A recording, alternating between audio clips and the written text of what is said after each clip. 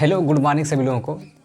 आज की वीडियो में बताऊंगा कि पौधे के अंदर नर जनन कौन सा होता है या उसका नाम क्या होता है या कैसे पहचानते हैं।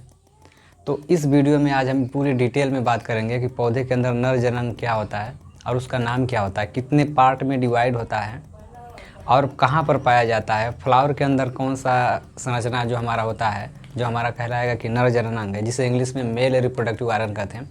तो आइए सीधे अपने वीडियो में लेके चलता हूँ आपको। यहाँ देखिए मेन हमारा जो हेडिंग पड़ा है कि पुमंग। तो अगर कोई पूछे कि पौधे के अंदर नर जनन अंग जो होता है, जो मेल रिप्रोडक्टिव ऑर्गन होता है, उसे हम लोग क्या कहेंगे। हिंदी में बोलते हैं पुमंग, इंग्लिश में बोलते हैं एंड्रोसियम। क्या बोलते हैं? एंड्रोसियम बोलेंगे। और यहाँ पर देखिए हिंदी में जैसे लिखा गया नर जनन अंग और यहाँ पर दिया गया है पुमंग और यहाँ पर लिखा गया एंड्रोसियम, तो समझ पा रहे होंगे। तो आगे देखिए ये जो इमेज आपका बना है, इसके पहले मैंने फ्लावर का जो संरचना होती है मैंने बताया था कि फ्लावर की संरचना में कौन सा पार्ट हमारा मेल होता है, कौन सा फीमेल होता है। तो उस फूल से या कह सकते हैं कि फ्लावर में से डायरेक्ट मैंने मेल वाले भाग को बाहर कर दिया है। तो वो यहाँ पर आपको इमेज दिखेगा। देखिए यहाँ पर जो हमारा होता है कि एंड्रोसियम पुमंग, इसका मतलब ये होगा कि मेल रिप्रोडक्टिव ऑर्गन, पौधे के अंदर जो नर जनन अंग होता है उसी को हम लोग क्या बोलते हैं। इंग्लिश की बात करेंगे तो एंड्रोसियम और हिंदी की बात करेंगे तो उसे मैं बोलूँगा पुमंग। तो इसकी संरचना कैसी होती है? इसकी संरचना ऐसे, इधर देख सकते हैं कि जो डायग्राम है यह कह सकते हैं कि एंड्रोसियम का डायग्राम है। किसका है? एंड्रोसियम, या हिंदी में बोलेंगे पुमंग। क्या बोलेंगे? पुमंग।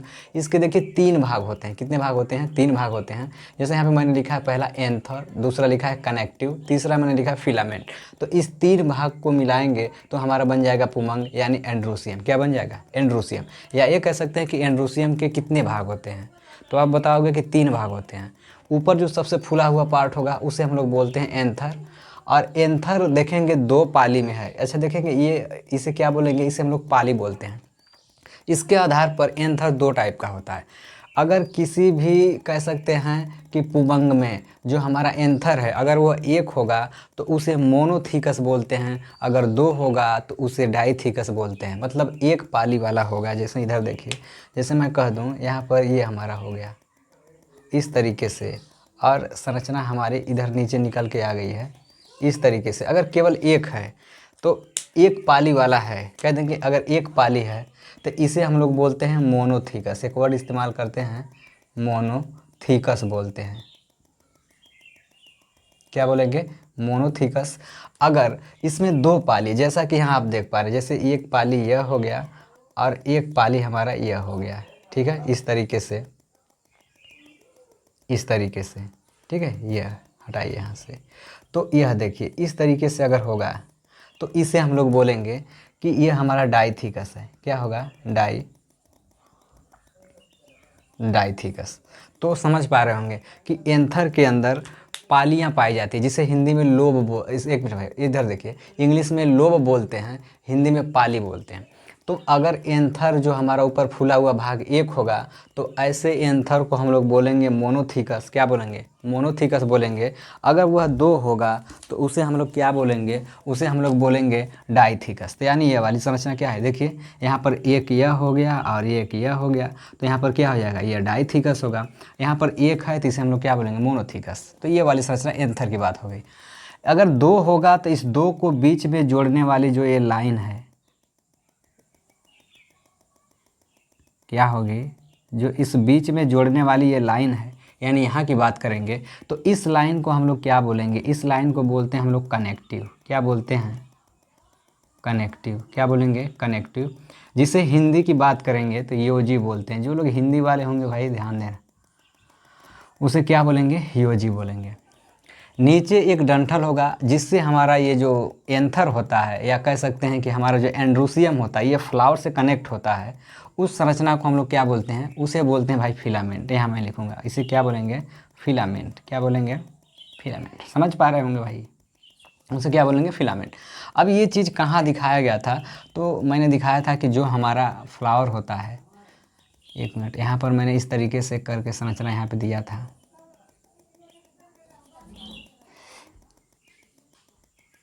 यह वाली संरचना आप देखे होंगे इस तरीके से, और यहाँ से एक ऐसी संरचना निकलती है और इस संरचना को इस तरीके से बनाया गया था, ठीक है।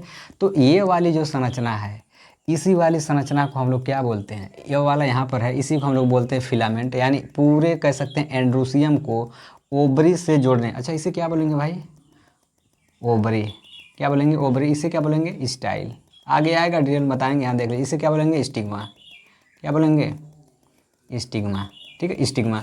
तो कह सकते हैं कि इस वाले भाग को हम लोग बोलते हैं जायांग, यानी ये मादा वाला भाग होगा। तो यहाँ पर हमारा काम क्या भाई, यहाँ पे जो हमारा यहाँ पे कह सकते हैं कि जो काम है, ये काम हमारा पुमंग यानी है, किसका है, पुमंग का है। तो पुमंग यानी एंड्रोसियम की बात हो रही है, तो ये वाला भाग हमारा क्या हो जाएगा, एंड्रोसियम हो जाएगा। तो इस तरीके से आप कह सकते हैं कि जो हमारा एंड्रोसियम होता है वो 3 भाग में डिवाइड होता है। ऊपर जो फुला हुआ पार्ट होगा जिसे हम लोग बोलते हैं लोब बोलते हैं इंग्लिश में, हिंदी में पाली बोलते हैं। तो अगर पाली, ऊपर वाले फूले हुए भाग को पाली कहेंगे। अगर कहेगा पाली के आधार पर कितने टाइप के होते हैं, तो आप बताओगे 2 टाइप का होता है। एक को हम लोग बोलते हैं मोनोथिकस, एक को बोलते हैं डायथिकस। डायथिकस मोनोथिकस कहाँ से मतलब वर्ड निकल के आएगा, अगर जब इसमें 1 पाली होगा तो उसे हम लोग बोलेंगे मोनोथिकस, और जब इसमें देखेंगे 2 पाली हो जाएगा उसे बोलेंगे डायथिकस। और जब डायथिकस बताएंगे तो भाई डाई का मतलब 2 होता है, तो 2 को जोड़ने वाली कोई नली भी होगी। यहाँ पर देखेंगे जो दोनों को जोड़ने के लिए जो संरचना है उस संरचना को हम लोग बोलेंगे कनेक्टिव, क्या बोलेंगे कनेक्टिव। और नीचे का जो डंठल होगा उसे हम लोग क्या बोलेंगे फिलामेंट। तो संरचना समझ गए होंगे। तो इस तरीके से हमारा हो गया भाई एंड्रोसियम। अब आगे की संरचना देखेंगे। आगे की संरचना को जब देखेंगे तो इसमें से जो मैंने अभी बता रहा हूँ कि जो यहाँ पे पाली लिखा गया है, तो एक पाली के अंदर एक पाली वाले कह सकते हैं एक पाली का जो हमारा ये होगा एंड्रोसियम, उसमें 2 परागकोश होता है। अच्छा परागकोश किसे कहते हैं, इधर देखिए, अगर मैं इसी को यहाँ पे काट दूँ तो इसमें संरचना कुछ इस प्रकार निकल के आएगी, इस तरीके से यह हो गया, ठीक है, इस तरीके से, ठीक है। तो कहने का मतलब मेरा ये है कि एक पाली में जो परागकोश कितना होता है, तो कहेंगे कि 2 परागकोश होता है। कितना होता है, 2 परागकोश होता है। क्या होता है, 2 परागकोश होता है। तो इसी तरह से तब फिर डाइथिकस जो होगा, डाइथिकस जो हमारा होगा एंड्रोसियम, तो डाइथिकस जो एंथर होता है तो उसमें कितना होगा, 4। तो वही संरचना यहाँ पे दिखाया गया है। इधर देखिए पाली 2 है, तो इधर देखेंगे परागकोश, परागकोश कितना होगा, 4 होगा। कितना होगा, 4 होगा। अगर एक पाली वाला है तो एक पाली में परागकोश कितना होगा, बताओगे 2 होता है। तो एक पाली में देखिए 2 परागकोश होगा, तो 2 वाले में कितना होगा, 4। तो ये वाली संरचना जो है, ये वाली संरचना इसी का है। इसका काट करके टीएस सेक्शन दिखाया गया, ट्रांसफर सेक्शन बोलते हैं, अनुप्रस्थ काट बोलते हैं। कि जब इसको हम लोग काट देंगे, इसको जब यहाँ से कट करेंगे, तो कट करने के बाद जब इसको हटाएंगे, तो इसको जब हटा देंगे तो ये वाली संरचना दिखेगी। तो इससे यह क्लियर होता है कि जो एक पाली होता है, इधर देखिए जो यहाँ पे लिखा गया है एक, इसे क्या बोलेंगे भाई, यहीं पे मैं लिख दे रहा हूँ, ये हमारा हो जाएगा लोब। क्या हो जाएगा, लोब, ठीक है। और इसी को हिंदी में बोलते हैं पाली, क्या बोलेंगे, पाली। तो एक पाली में कितना परागकोश होता है, तो पूछा जाता है। तो एक पाली जो होता है, एक में होता है 2, तो 2 जब ये डाइथिकस है तो डाइथिकस का मतलब हो जाएगा 4। अच्छा परागकोश किसे कहते हैं, इधर देखिए यहाँ पे मैंने लिखा है परागकोश। तो परागकोश का मतलब वह होता है, परागकोश वह थैली होता है या वह संरचना होती है जिसमें हमारा परागकण बनता है। कौन सा बनता है, जिसमें परागकण हमारा बनता है। तो यहाँ पर हमारा हो जाएगा कि पॉलन सैक, यानी ये सब गोले गोले जो संरचनाएं दिखाई गई हैं, एक गोले की संरचना को क्या बोलेंगे, इस गोले की संरचना को बोलेंगे ये परागकोश है, ठीक है। परागकोश के अंदर देखेंगे दाने की तरह संरचना भरा गया है। उस संरचना का नाम क्या होगा, तो उस संरचना का नाम क्या होगा, परागकण होगा। क्या होगा, परागकण होगा। अब परागकण क्या है, तो परागकण हमारा क्या है, वही परागकण हमारा मेल रिप्रोडक्टिव ऑर्गन है। मतलब मेल की तरह काम करने वाला जो संरचना होगा फ्लावर के अंदर वो कौन होगा, तो बताएंगे परागकण होता है। जैसे सरसों का फूल टच करने के बाद जो हमारे हाथ में पीले रंग का पदार्थ लग जाता है, अगर कोई कहे कि ये जो पदार्थ लगा है वह कौन सा पार्ट है, पौधे का नर वाला भाग है कि मादा वाला भाग है, तो आप बताएंगे वो क्या है, वो नर वाला भाग है। तो हमारा क्या लग जाता है, परागकण। तो जब इसमें हमारा परागकोश के अंदर, इधर देखेंगे परागकोश के अंदर जब हमारा परागकण बन करके रेडी हो जाता है, मतलब परिपक्व हो जाता है, तो हमारा परागकोश फट जाता है। और परागकोश फटने के बाद हमारा पूरा का पूरा परागकण निकल के हवा में फैल जाता है। और वह परागकण जब अपने ही जाति के इस वाले संरचना पे जाता है, मतलब यहाँ से ये क्या हुआ, यहाँ से जब ये फटेगा, एक मिनट, जब ये यहाँ से जब ये फटेगा तो इसके अंदर का जो परागकण होगा, वह परागकण वह परागकण निकल करके कहाँ पे आ जाएगा, वह परागकण निकल करके इस पे आ जाएगा। और परागकण की देखिए इसमें से जब निकलता है तो परागकण हमारा ऐसा गोलाकार होता है। कैसा होता है? गोलाकार संरचना में होता है, जिसे मैं यहाँ पे दिखा दे रहा हूँ। जो परागकण होता है हमारा वो ऐसे देखेंगे गोलाकार होता है और डबल मेम्ब्रेन होता है। क्या होता है? डबल मेम्ब्रेन होता है। तो और इसके अंदर एक हमारा देखेंगे न्यूक्लियस होता है। क्या होता है? न्यूक्लियस। और इसके अंदर जो डॉट्स भरा होता है उसे हम लोग बोलते हैं साइटोप्लाज्म। क्या बोलेंगे? साइटोप्लाज्म बोलेंगे। ये हो गया साइटोप्लाज्म और बीच में हो गया केंद्रक। और एक हमारा यहाँ पे एक ऐसा साइट होता है जिससे हम लोग स्थान होता है जिसे हम लोग बोलते हैं जर्मिनेशन। जर्मिनेशन साइट बोलते हैं या जर्मिनेशन पोर बोलते हैं। क्या बोलते हैं? पोर बोलते हैं, मतलब जर्मिनेशन करने वाला छिद्र होगा। तो इस तरह से कह सकते हैं कि जब हमारा यहाँ से परागकोश में पॉलन ग्रेन बन के परिपक्व हो जाता है तो परागकोश हमारा ऑटोमेटिक फट जाता है। फटने के बाद यह जो कहेंगे परागकण होगा, यह परागकण स्टिग्मा यानी फीमेल पे पहुंच जाता है। तो इस तरह से हमारा जो होता है मेल संरचना पौधे के अंदर पाई जाती है। और मेल संरचना को मैं बता रहा हूँ कि एंड्रोसियम बोलते हैं, हिंदी में पुंग बोलते हैं। और एक एंड्रोसियम के कितने भाग होते हैं? तो मैंने कहा 3 होता है। तो फर्स्ट नंबर पे जो ऊपर फूला हुआ भाग होगा उसे हम लोग बोलेंगे कि एंथर है। और एंथर को जोड़ने वाले अगर वो 2 होगा, तभी मैंने बताया कि अगर 1 होगा तो उसे मोनोथिकस बोलेंगे। मोनो का मतलब 1 होता है, भाई केमिस्ट्री थोड़ा मोड़ा पढ़े होंगे तो पता होगा कि मोनो का मतलब 1 होता है, डाई का मतलब 2 होता है, ट्राई का मतलब 3 होता है, टेट्रा का मतलब 4 होता है, पेंटा का मतलब 5 होता है, हेक्सा का मतलब 6 होता है। तो इस तरह से हमारा चलता है, एक क्रम चलता है। तो उसी में से वो ये वर्ड उठाकर बनाया है कि मोनोथिकस क्या होगा। तो मोनोथिकस का मतलब होता है भाई जिसमें एक थिकस होगा। एक थिकस का मतलब एक संरचना होगी, यानी एक 1 पाली वाला होगा। और ये समझ गए होंगे पाली वगैरह इसमें वर्ड कहाँ से आ गया है।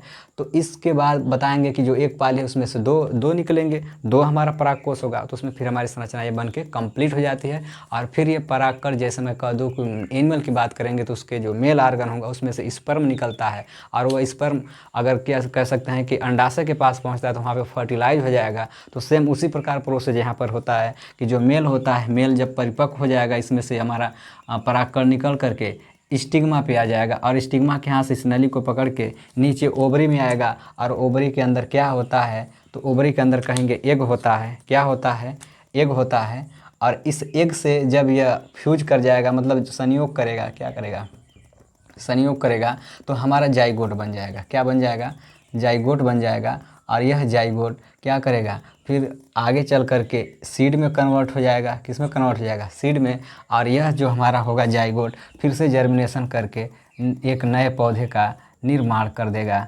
बात समझ रहे हैं? तो इस तरीके से पौधे में सेक्सुअल रिप्रोडक्शन होता है। तो अभी मैंने बताया भाई मेल रिप्रोडक्टिव आर्गन के बारे में, इसके बाद मैं बताऊंगा फीमेल रिप्रोडक्टिव आर्गन के बारे में। तो जब मेल और फीमेल रिप्रोडक्टिव दोनों हो जाएगा तो इसके बाद मैं बताऊंगा पौधे के अंदर कह सकते हैं कि कैसे फर्टिलाइजेशन होता है। तो इस सारी चीज़ के बारे में बताएंगे। तो आज के वीडियो में आप समझ गए होंगे कि पौधे के अंदर जो मेल संरचना होती है उसे क्या कहते हैं, कितने पार्ट होते हैं। तो आज के वीडियो में फिलहाल इतना ही। Thank you so much. Video को ज़्यादा से ज़्यादा लाइक करिए, शेयर करिए। Thank you so much. अगर आपको कोई भी थ्योरी में कोई प्रॉब्लम है बायो से रिलेटेड, आप उसको कमेंट बॉक्स में बताइए, उसको फिर बेहतरीन तरीके से मैं खुद बताऊँगा। Thank you so much.